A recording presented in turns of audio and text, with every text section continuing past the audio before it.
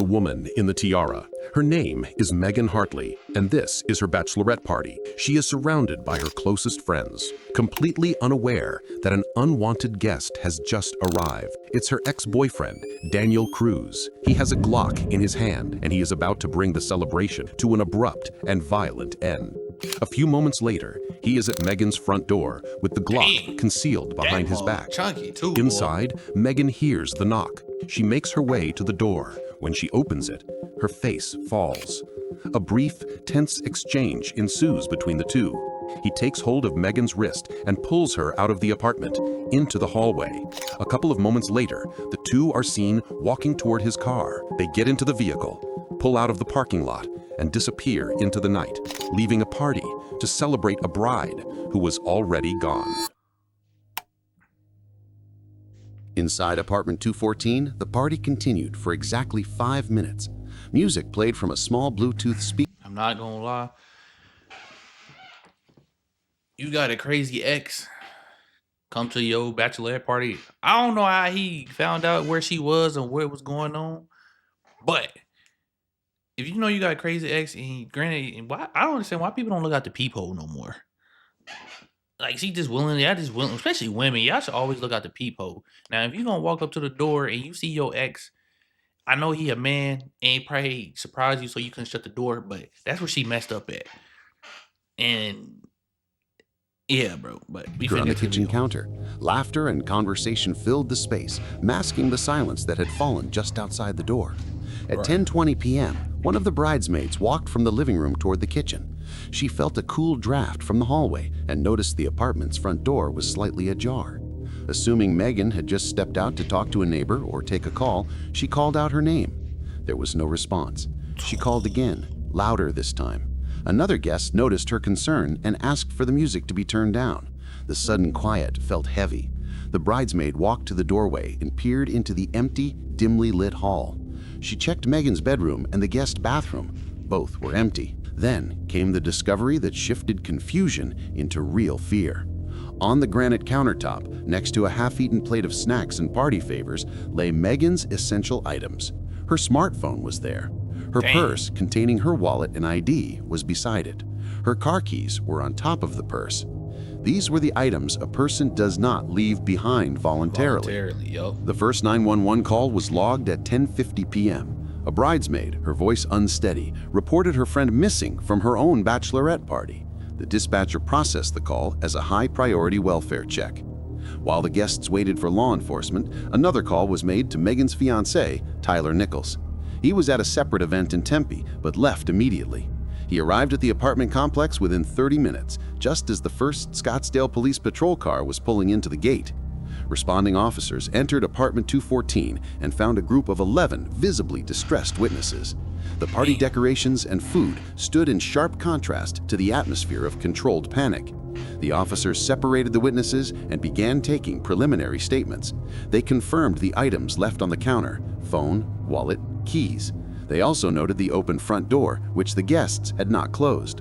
One officer began a systematic search of the building's common areas, while his partner requested access to the building's security system from the property manager. By 11:30 p.m., Tyler Nichols had provided officers with a physical description of Megan and confirmed she had no known medical conditions. He was asked about any potential threats, anyone who might want to harm her. He gave them one name: Daniel Cruz. He explained the history of the past relationship, the harassment, and the active restraining. I ain't gonna lie, he looked like one of them weird dudes that can't let go of his ex. He be in there lifting weights and this real dickhead. You feel me? Like he looked like one of them dudes. And it's just like, I know it's hard for women because this stuff goes on more than we think, bro. And that's why it's kind of scary, bro, for women. Like if they try to move on and she getting ready to get married, she having a bachelorette party, he pull up and kidnap her. All because he can't get over her. And it's like, my boy, it's like, it's not meant to be. Go find you somebody else. It's a lot of women out here that would gladly probably be with you. But you decided that you, in your brain, that this woman is yours and you can't let her go. I would never understand that. And I say this all the time. Men don't handle rejection well. We don't. order. This name immediately elevated the case. While officers cross-referenced the name in their system, the building's surveillance footage was finally accessed. The officer reviewing the feed located the 10:15 p.m. timestamp from the camera in Megan's hallway. He watched the silent 20-second exchange. He watched the man produce the handgun. He watched as Megan was forcibly pulled from her doorway and dragged toward the stairwell. The case was no longer a welfare check. It was a confirmed, armed abduction. With a name, detectives now had a clear target. A search of state and local databases painted a grim, detailed portrait of the 36-year-old. Records confirmed Cruz was the subject of an active restraining order filed by Megan Hartley in 2017. More importantly, he had been released from Maricopa County Jail just 3 months prior, in July 2021, after serving 90 days for violating that same order. His probation conditions explicitly forbade any contact with Megan. Right. Detectives began processing the apartment, treating it as the primary crime scene. Megan's phone was taken for forensic analysis. Her bridesmaids provided official statements, and 2 of them recounted a crucial detail. She had been receiving unsettling text messages from an unknown number for the past 3 weeks. The messages were vague but ominous, referencing unfinished business and making a mistake. She had dismissed them as Cruz being all talk. The phone records confirmed this. The texts had come from a prepaid device, a burner phone not registered to Cruz's name, making it untraceable in the immediate short term. Right. A separate team began a rapid digital investigation. They examined the social media profiles of Megan and all 11 guests. They found what they were looking for. Earlier in the evening, 2 guests had posted Instagram stories from the party.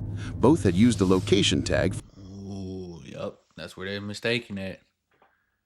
Like, I know, and I know it probably was like, not like it was unintentional. It was intentional. They didn't think he was gonna pull up, but like that's like if you got ops and y'all having a get together and y'all having a party, and y'all drop the location, then hey, the ops see it like, oh shit, that's where they at. Let's go spin. It's in that situation, but I know her bridesmaids wasn't thinking like that. But damn, that's tough, bro. For the apartment complex. Detectives then cross-referenced followers and recent activity, locating a fake account created in September 2019. The account had no posts and followed only Megan and a handful of her close friends. An emergency warrant for the account's IP address data confirmed it was linked to a Wi-Fi network at Cruz's last known address in Casa Grande. He had not just shown up, he had been watching and waiting for an opportunity. Damn. By 2 a.m. on Sunday morning, a BOLO alert was broadcast to all law enforcement agencies in central Arizona. It named Daniel Cruz as the armed suspect in a kidnapping and included the license plate and description of his 2014 BMW 328i. The alert specified that the victim, Megan Hartley, was with him and that Cruz should be considered armed and dangerous. Detectives at the Scottsdale police station began the urgent task of tracking the vehicle's path. Using the city's network of traffic cameras and license plate readers, they got their first hit. At 10:45 p.m., just 30 minutes after the abduction, Cruz's BMW was captured on a camera heading east on the Loop 202 freeway. Subsequent pings showed the vehicle merging north onto State Route 87. This was a critical piece of information. State Route 87, known as the Beeline Highway, is a primary artery leading out of the Phoenix metropolitan area and directly into the remote mountainous wilderness of the Tonto National Forest. As the car traveled northeast, it passed Fountain Hills, the last major suburb. Beyond that, the integrated camera network effectively ended. Investigators had to rely on individual private surveillance systems. They began contacting businesses along the highway. A breakthrough came from a gas station in Sunflower, a small, isolated community 40 miles northeast of Scottsdale. At 11:55 p.m., the station's high-definition camera recorded the BMW pulling up to pump number 3. The footage was chillingly clear. Daniel Cruz exited the driver's seat, a handgun visibly tucked into his waistband. He paid in cash at the pump and began to fuel the car. The camera angle also covered the passenger side. Megan Hartley was visible in the seat. She was still wearing her pink pajamas and party tiara. She did not move, she did not exit the vehicle, and she did not look toward the store or the camera. She sat perfectly still, staring forward as Cruz finished, got back in the car, and pulled away, continuing north on State Route 87, disappearing into the total darkness of the National Forest. See, she was supposed to. I'm like, oh, I know he got a gun, bro. But she was, unless he already done knocked her off, killed her. She was at least attempt, bro. She could at least attempted to get away. Now, was she ultimately probably would have got shot and she would have put other people in danger. But at least she could at least tried something, bro. The gas it's station easier footage said from than Sunflower done. was It's the easier last said. verifiable sighting of Megan Hartley. Beyond that point, State Route 87 enters the Tonto National Forest, a vast and rugged expanse of nearly 3 million acres. The search operation, coordinated by the Maricopa County Sheriff's Office, shifted to this remote wilderness. Search teams, including canine units and air support, began methodically working the areas accessible from the highway, focusing on campgrounds, trailheads, and unpaved Forest Service roads. The terrain was difficult, characterized by dense chaparral, steep canyons, and inconsistent cellular service, which hampered communication. For 3 days, the search yielded nothing. Sunday, Monday, and Tuesday passed, with no new leads. The Bolo alert for the BMW remained active, but the vehicle seemed to have vanished. Investigators worked on the assumption that Cruz had turned off the main highway and onto one of the hundreds of dirt roads that crisscross the forest. Public alerts were issued, asking hikers, campers, and hunters in the region to be vigilant. On Thursday morning, October 21st, nearly 5 days after the abduction, a U.S. Forest Service ranger on a routine patrol noticed a vehicle partially hidden by trees off an isolated trail near Woods Canyon Lake. The location was miles from the main highway and well outside the initial search grid. The ranger ran the plates. It was Daniel Cruz's 2014 BMW. The vehicle was cold and unoccupied. Investigators were immediately dispatched to the scene. They processed the car for evidence. Inside, on the back seat, they found the small, sparkling tiara Megan had been wearing at her party. On the floorboard of the passenger side, they found an empty gun case. The car itself was undisturbed. There was no blood, no sign of a physical struggle. The discovery of the abandoned car confirmed Cruz and Megan were on foot, but it also opened up a terrifying new possibility. They could be anywhere within hundreds of square miles of dense, unforgiving forest. The discovery of the abandoned BMW triggered a massive tactical redeployment. The search perimeter, which had been a wide speculative net, instantly contracted into a focused grid centered on Woods Canyon Lake. With the suspect's vehicle secured, the operation shifted from a search for a car to a manhunt for a man on foot. Law enforcement agencies, including county sheriff's deputies and Arizona Department of Public Safety rangers, established a hard containment zone. Roads in and out of the recreation area were blockaded. Air support, including a helicopter with thermal imaging capabilities, began circling the dense pine forest. Canine units were set on the ground, working from the scent at the abandoned car. The search teams knew they were looking. Man, that's the crazy part, bro. He left the car and abandoned her because, like I said, ain't nobody gonna hear. He gonna go in there, he gonna shoot her. Ain't nobody gonna hear that gunshot. He probably gonna off himself too. Knowing him, he look like he crazy. He gonna commit, gonna unalive himself as well because he can't be without my girl. That's not his girl anymore. You feel me? Like he just like he picked that place specifically because like ain't nobody gonna hear that gunshot. It's just gonna be unless you just a hunter in the woods, bro. You ain't gonna hear it. Ain't nobody gonna hear that, bro. And it's just sad, bro. For an armed man and his victim, and they proceeded with extreme caution. Right. The terrain was challenging, uneven, littered with rocks, and covered in thick underbrush. For hours, the teams swept the area. Then, late that afternoon, a deputy on foot patrol spotted movement 2 miles northeast of the BMW's location near a rocky outcrop. He identified a male subject matching Cruz's description. The officers advanced, using their vehicles for cover, and issued commands over a loudspeaker. Daniel Cruz was found sitting on the ground, his back against a boulder. He was armed with a .38 caliber revolver. He appeared exhausted, dehydrated, and disoriented, his clothes covered in dirt. Seeing he was surrounded, he offered no resistance.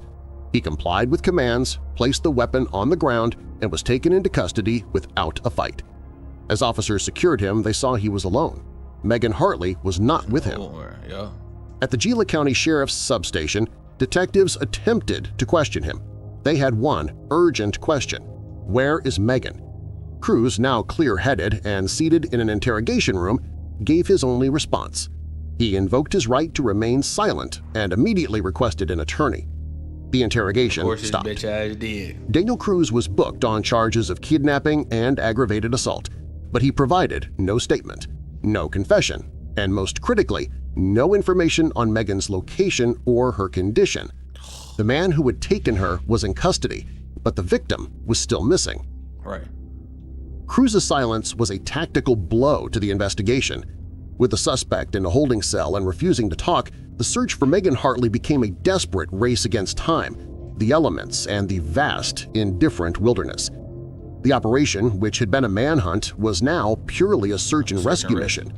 Search teams, knowing Megan had been in the forest for at least a day, possibly more, with no supplies, worked with a new and frantic urgency.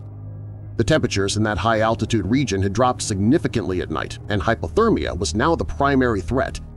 The search grid was redrawn, this time fanning out from the precise location where Cruz had been apprehended.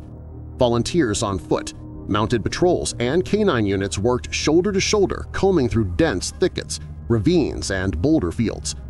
The helicopter, which had been searching for a heat signature of an armed man, was now looking for a passive heat signature of a person, possibly incapacitated, huddled for warmth. For the rest of Thursday and into Friday morning, they found nothing. The forest offered no clues. Damn. Then, on Friday afternoon, October 22nd, a ground team operating nearly 4 miles northeast of Cruz arrest site made a discovery.